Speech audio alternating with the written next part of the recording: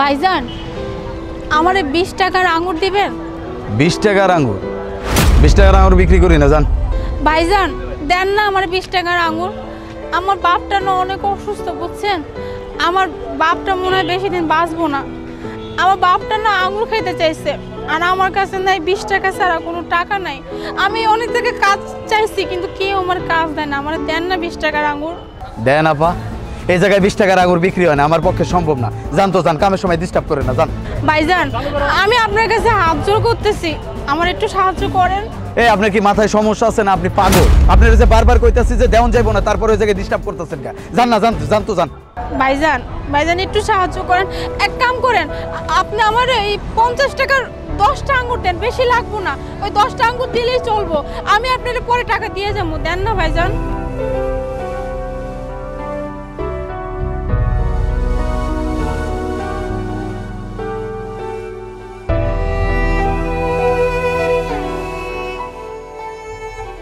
এই টাকাটা রাখেন। টাকা লাগবো না, জান।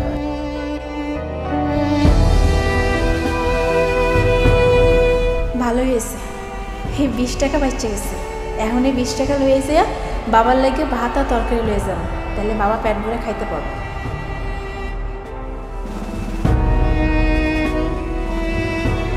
ভাইজান আমার 1 প্লেট ভাত দিবেন, আর 20 টাকায় কি পাওয়া যাবে ভাতের সাথে?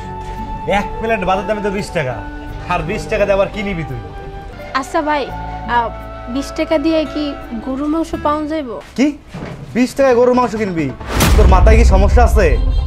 এই তোর দাদা জীবনে 20 টাকা দিয়ে গরুর মাংস কিনছে, আর তুই কিনবি 20 টাকা দিয়ে গরুর মাংস? ভাইজান আমার বাপ এনে অনেক অসুস্থ ভাইজান, আমার বাপটা মনে বেশি দিন বাঁচবো না, মরে যাইব। এর লেগে চাইছিলাম বাপটা মরার আগে বাপটার যেন একটু ভালো মন্দ খাওয়াইতে পারি। দেন না ভাইজান, দিতে পারেন কিনা? শোন, তোরে আমি 20 টাকায় গরুর মাংস দিতে পারবো না, কিন্তু ভাতের সঙ্গে একটু সবজি মবজি দিতে পারো। ভাইজান আপনার যেটা মন চায় এটা দিয়ে দেন, আমার কোনো পছন্দের নাই।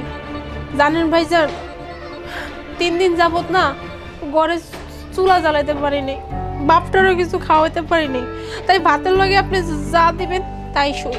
হায় রে, কি বলিস? এই যুগে এত গরিব মানুষ আছে? আছে ভাইজান আছে, এই যুগে এমন মানুষ আছে যাগো ঘরে এখন পর্যন্ত চুলা জ্বলে না একবেলা। এ রহিম, 1 প্লেট ভাত আর সবজি পার্সেল করে দেয় আপারে।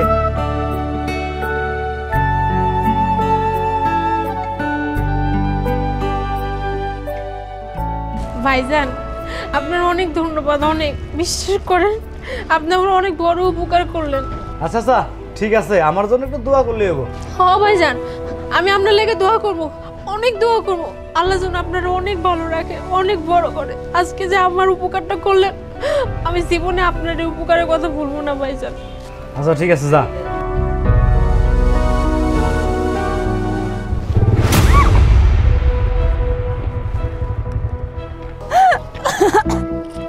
আমি এখন কি নিয়ে যাব আমার বাবার জন্য?